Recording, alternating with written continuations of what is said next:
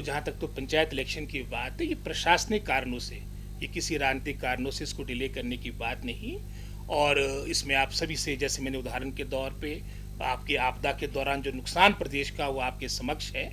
और ये स्वयं माननीय मुख्यमंत्री की स्टेटमेंट है, भागने का तो प्रश्न ही पैदा नहीं होता, आप इसको कितना डिले कर सकते हैं। लेकिन ये सबके सामने है कि कितना नुकसान प्रदेश का, और अभी भी जैसे मैंने कहा कि ये बादल संकट के अभी भी खड़े हैं। और आगे जैसे इस तरह की आपकी प्रिडिक्शन भी है, मौसम विभाग की भविष्यवाणी भी, किस बार जिस तरह से आपका मॉनसून, आपकी वर्षा का कहर रहा है, आपकी बर्फबारी भी इस बार अत्यधिक होगी।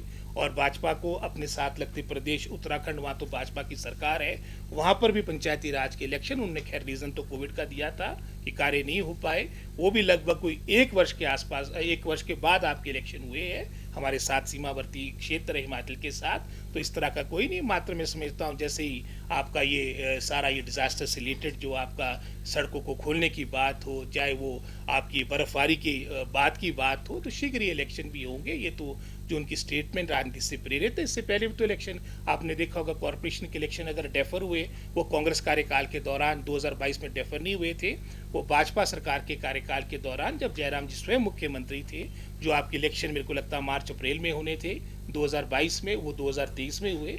तो आपके सामने सारी बातें, और जो वो कह रहे हैं वो पॉलिटिकली मोटिवेटेड है। ऑप्शन स्कीम जिसके माध्यम से आपके जो हमारे जिनका संबंध उस स्कूल से रहा है, चाहे और तरीके से भी अगर वो कंट्रीब्यूट करना चाहते हैं, चाहे वो कोई पत्रकार बंधु है, चाहे वो कोई, मैं समझता हूँ, पॉलिटिकल आदमी है, वो भी अपने स्कूल को अडॉप्ट कर सकते हैं, ताकि उस स्कूल के विकास में, उसके स्कूल के डेवलपमेंट में वो भी अपना बहुमूल्य योगदान दे।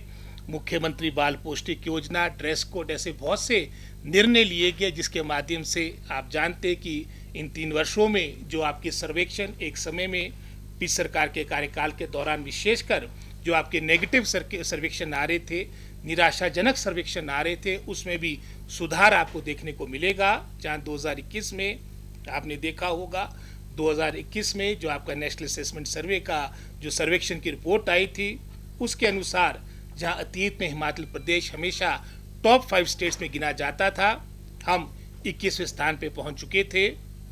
आपकी परख की रिपोर्ट, ये भी महत्वपूर्ण आपकी रिपोर्ट है, जिसके माध्यम से पूरे भारतवर्ष के हर प्रदेश की जो शैक्षिक स्थिति उसकी बारे में आपको जानकारी मिलती है। उसमें भी आप 8वें स्थान पे पहुंच चुके थे। आपका, मैं समझता हूँ, 8th का स्टूडेंट आपका 3rd का सिलेबस पढ़ने में असमर्थ था, और ये आज हम सब के लिए एक खुशी की बात है, एक प्रसन्नता का विषय हम सभी प्रदेशवासियों के लिए कि आज नेस की रिपोर्ट में जहां हम 21वें स्थान पे थे, अगर हम स्टेट्स की बात करेंगे हमारी रैंकिंग नंबर 3rd है। अगर हम यूनियन टेरिटरीज को इंक्लूड करते हैं तो हमारी रैंकिंग 5th आती। और ये किसी व्यक्ति विशेष या किसी, मैं समझता हूँ, स्वयं सेवी कोई एनजीओ की रिपोर्ट नहीं, गवर्नमेंट ऑफ इंडिया की रिपोर्ट है, क्रेडिट रिपोर्ट है। इसी तरह से परख के अनुसार भी आपकी जो असर की रिपोर्ट आपने देखी होगी, उसमें भी रीडिंग और लर्निंग लेवल में हिमाचल प्रदेश को केरला से भी बेहतर आंका गया है। लेकिन जैसे मैंने पहले कहा, अभी बहुत कुछ करना बाकी है, ये शुरुआती आपके संकेत है। और इसी तरह से आज हिमाचल प्रदेश को टोटली साक्षर, टोटली लिटरेट स्टेट के रूप में भी घोषित किया गया। आप जानते हैं कि 1947 के हिमाचल प्रदेश की अगर आप बात करेंगे, उस वक्त आपकी जो पूरी लिटरेसी रेट हमारे प्रदेश की राष्ट्रीय स्तर पे जो 13% थी, आपकी हिमाचल प्रदेश की मात्र 7% के आसपास थी। और अगर हम उसमें महिला वर्ग को जोड़ेंगे, सिर्फ 2% के आसपास आपकी लिटरेसी थी। इसी तरह से आज वो, अगर हम आप साथ लगते प्रदेशों की बात करें, उदाहरण के तौर पे, क्योंकि बहुत बड़ा आधा हिमाचल प्रदेश हमारा वो है जो आपका पंजाब से कटकर हिमाचल प्रदेश में 1960 के दशक में जुड़ा था। आज आप पंजाब का आपका लिटरेसी रेट 83% है। आज हिमाचल प्रदेश का जो लिटरेसी रेट है वो गोवा के साथ हाईएस्ट इन कंट्री 99.30% है। तो मात्र ये 5-7 यूनियन टेरिटरीज और आपके प्रदेश है जिन्हें टोटल लिटरेट स्टेट के रूप में घोषित किया गया है। तो ये भी एक बहुत बड़ी उपलब्धि हमारे प्रदेश के लिए, क्योंकि अपने कठिन भौगोलिक परिस्थितियों के कारण हमारा प्रदेश जाना जाता था। और आज शिक्षा के क्षेत्र में, अन्य क्षेत्रों में एक अच्छा, मैं समझता हूँ, कार्य हुआ है। और इसके लिए मैं अपने विभाग को बधाई देता हूँ, समस्त प्रदेशवासियों को बधाई देता हूँ। जहाँ निश्चित रूप में वर्तमान सरकार ने, जो ठाकुर सुखविंदर सिंह सुक्खू जी के नेतृत्व में जो कार्य हुआ, हर विभाग की बात तो हर क्षेत्र में मैं समझता हूँ कई विपरीत परिस्थितियों के बावजूद जो कार्य वो आपके सामने है। इसी तरह से अगर हम शिक्षा क्षेत्र की बात करेंगे, शिक्षा विभाग की बात करेंगे, इसमें भी मैं समझता हूँ बहुत अभूतपूर्व कार्य हुआ, बहुत से ऐतिहासिक कार्य वर्तमान सरकार के कार्यकाल के दौरान हुए हैं, जिसमें विशेष रूप से जैसे हमारे विपक्ष के साथी भी कहते हैं कि वर्तमान सरकार के कार्यकाल के दौरान नई अपॉइंटमेंट्स कम हुई। अगर मैं शिक्षा विभाग का भी उदाहरण आपके समक्ष साझा करूं, हमारे विभाग में लगभग कोई अभी वर्तमान अवधि तक लगभग कोई 7,000 के आसपास नियुक्तियां, जो अधिकतर आपकी रेगुलर नियमित भर्तियां वो हो चुकी है, जिसके आंकड़े मैं आपके साथ साझा करूंगा, आपके समक्ष रखूंगा। और ये नियुक्तियां प्रिंसिपल, कॉलेज कैडर से लेके आपके जेबीटी टीचर्स तक है, जहां वर्तमान सरकार के कार्यकाल के दौरान लगभग कोई 100 से अधिक हमारे प्रिंसिपल्स आपके कॉलेज कैडर के प्रमोट किए गए।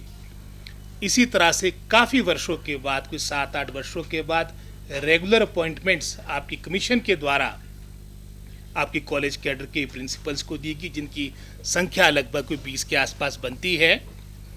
हायर एजुकेशन में ही लगभग कोई 527 के आसपास आपके असिस्टेंट प्रोफेसर्स के पद भरे गए, और इन पद पूर्ति के माध्यम से ही जो आपके दूर दराज के हमारे कॉलेजेस थे, महाविद्यालय थे, उसका संचालन हो पाया। वर्षों से आपके रिक्त पड़े आपके जो पद थे उनको भरा गया। और जो पिछली सरकार के कार्यकाल के दौरान मुझे याद है कि 131 में से 103 ऐसे महाविद्यालय थे जो विदाउट कॉलेज प्रिंसिपल्स थे। अधिकतर इन महाविद्यालयों को भरा गया। और साथ ही साथ जहाँ मैं हायर एजुकेशन की बात आपसे साझा कर रहा था, वर्तमान में भी लगभग कोई 500 के आसपास एपीज हमारे कमीशन के द्वारा रखे जाएंगे। इसकी भी संस्तुति हमारे को माननीय कैबिनेट ने दे दी है, और शीघ्र ये आपकी पोस्टें हम कमीशन को भेजेंगे, ताकि विशेषकर हमारे जो दूर दराज के हमारे महाविद्यालय आने वाले समय में इन पदों की पूर्ति हो सके। इसी तरह से अगर आप पीजीटी स्कूल कैडर की बात करें, लगभग कोई 700 के आसपास हमारे स्कूल कैडर के हमारे पीजीटीज के पद भरे गए। लगभग अगर आप टीजीटीज की बात करेंगे, टीजीटी आर्ट्स की लगभग कोई 599 पोस्टें भरीगी, 405 टीजीटी नॉन मेडिकल की पोस्टें भरीगी, 410 हमारी टीजीटी मेडिकल की पोस्टें भरीगी, शास्त्री की 205, लैंग्वेज टीचर 175, ड्राइंग मास्टर 146, हमारे जेबीटीज 1835, हमारे वोकेशनल ट्रेनर्स टीचर्स लगभग कोई 1000 के आसपास इनकी संख्या बनती है। और साथ ही साथ जो वर्तमान में हमारी जो पाइपलाइन में जो नियुक्तियां, इसमें लगभग कोई 3101 के आसपास हमारी एलिमेंट्री एजुकेशन की आपकी भर्तियां, जिसमें से लगभग कोई 937 हमारी टीजीटी की आपकी तीनों श्रेणियों की आपका जो प्रोसेस है वो भी चयन आयोग ने प्रारंभ कर दिया है। 600 टीचर्स हमारी जेबीटी के, हालांकि जो अप्रूवल है वो 1800 टीचर्स की है, लेकिन प्रथम चरण में हम 50% all the post of TGT और जो 1/3 पोस्ट हमारी जेबीटीज की है, इनकी भी चयन आयोग के द्वारा प्रक्रिया प्रारंभ हो चुकी है। और इसके अलावा भी चाहे वो एनटीटी टीचर्स की बात हो, आयों की पदों को भरने की बात हो, लगभग कोई 13,000 पद हमारे, इसके अलावा 3,101 पोस्टों के अलावा आपके आउटसोर्स के माध्यम से ये भी हमारे कैबिनेट के द्वारा एचपीएससी-डीसी जो हमारा ही कॉरपोरेशन सरकार का, वहाँ पर प्रोसेस प्रारंभ है। तो एक तरह से जहाँ लगभग कोई इस अवधि के दौरान 7,000 पदों को भरा गया, 7,000 पोस्टें आपकी फिलअप की गई, जो अधिकतर आपकी रेगुलर पोस्टें है। 3101 का प्रोसेस आपका हमारा चयन आयोग में आपका प्रारंभ हो चुका है। और 13,000 पोस्टें हमारी वो है जो एचपीएससी-डीसी ने, उन्होंने भी एनटीटी टीचर्स का आपका प्रोसेस प्रारंभ कर दिया। तो ये काफ़ी अच्छी संख्या बनती है कि जिसके माध्यम से हमारे काफ़ी समय से जो आपके रिक्त पड़े आपके स्थान उनको भरा जाएगा। और मुझे याद है कि 2022 के अंत में जो आपके विदाउट टीचर स्कूल्स थे उसकी संख्या 350 के आसपास थी। ये संख्या अब घटकर 100 से कम रह चुकी है। और इसी तरह से जो सिंगल टीचर स्कूल थे उसकी संख्या भी 3600 के आसपास थी। इसकी संख्या भी लगभग कोई 2000 के आसपास हो चुकी है। और भी साथ ही साथ बहुत से मैं समझता हूँ रिफॉर्म सुधार का कार्य भी शिक्षा विभाग में किया गया, क्योंकि सबसे बड़ा विभाग है और आने वाली पीढ़ी से जुड़ा हुआ विभाग है। और कई मैं समझता हूँ कठोर फैसले भी जनहित में दूरगामी अपने विभाग का अपने प्रदेश के हित में वर्तमान सरकार ने लिए है। इंग्लिश मीडियम को क्लास 1 से प्रारंभ करना एक महत्वपूर्ण निर्णय वर्तमान सरकार का था। और साथ ही साथ जो लोकल डायलेक्ट्स हमारे अपने पूरे हिमाचल के देवभूमि के हैं वो भी आने वाले समय के लिए लुप्त ना हो, वो भी हमने बैग फ्री डे में लगभग कोई आधे घंटे का संवाद हमारे टीचर हमारे स्टूडेंट्स के बीच जो होगा वो लोकल डायलेक्ट में होगा। ये भी एक महत्वपूर्ण निर्णय था, जहाँ हमने चाहे हम टेक्निकल एजुकेशन की बात करें, चाहे शिक्षा विभाग की बात करें, नए कोर्सेज प्रारंभ करने की बात की है वक्त के अनुसार, समय के अनुसार, जो आने वाले समय में जॉब हमारी समझता हूँ जॉब रेलिवेंट हो। साथ ही साथ क्योंकि आप जानते कि हमारा जो पूरा प्रदेश है वो अपने हॉर्टिकल्चर के लिए, अपने टूरिज़्म के लिए जाना जाता है, तो वोकेशनल ट्रेड में हम टूरिज़्म को भी प्रारंभ करने की जो हमारी सोच है, और साथ ही साथ हॉर्टिकल्चर, क्योंकि इन दोनों सेक्टर्स का, टूरिज़्म का और हॉर्टिकल्चर का, अगर आप पूरे हमारा जो सकल घरेलू उत्पाद है जीडीपी है लगभग कोई 30% के आसपास जो योगदान है हमारी हिमाचल की इकॉनमी में वो इन्हीं दोनों क्षेत्रों का है। इन दोनों क्षेत्रों का चाहे एम्प्लॉयमेंट की बात हो, चाहे हमारे प्रदेश की आर्थिकी की बात, तो एक महत्वपूर्ण मैं समझता हूँ स्थान है। तो इन दोनों मैं समझता हूँ सब्जेक्ट्स को भी हमने प्राथमिकता दी है। ये भी एक महत्वपूर्ण निर्णय था, ये समक्ष रखनी थी। साथ ही साथ हमारे विपक्ष के साथ भी, जैसे आमतौर पे अभी हमारी आपदा का दौर चला, आपके सामने अभी मौसम की सामने कितने घने बादल आज के समय में भी है। जो जून में आपका क्रम आपका मैं समझता हूँ वर्षा का प्रारंभ हो गया था, जो नुकसान आपका मंडी ज़िला से प्रारंभ हुआ था। नवीनतम उदाहरण आपके समक्ष बिलासपुर का है, जहाँ पर हमारी लगभग कोई 17 भूमूल्य जाने की लगभग कोई 5,500 करोड़ का नुकसान आपका प्रदेश का वर्तमान तक हो चुका है। और साथ ही साथ और अगर हम डेट्स की बात करेंगे तो 2023 में जहां इंफ्रास्ट्रक्चर का लगभग कोई 10-12 हज़ार करोड़ के आसपास का नुकसान हुआ था, लेकिन जो जानी नुकसान हुआ है वो 2025 में 2023 से अधिक हुआ है। लगभग कोई 500+ एक्सीडेंटल डेथ्स को भी मिलाकर आपकी जो संख्या बन रही है वो 500 से अधिक बन रही है। तो बहुत बड़ा मैं समझता हूँ एक चिंता का विषय भी है, लेकिन सरकार अपने स्तर पे पूरा प्रयास कर रही है। हालांकि आप जानते कि अगर आप पीडीएनए की बात करेंगे, आपकी गवर्नमेंट ऑफ इंडिया ने स्वयं इस बात को असेस किया था कि लगभग कोई 10,000 करोड़ का नुकसान इंफ्रास्ट्रक्चर का हिमाचल प्रदेश में हुआ है।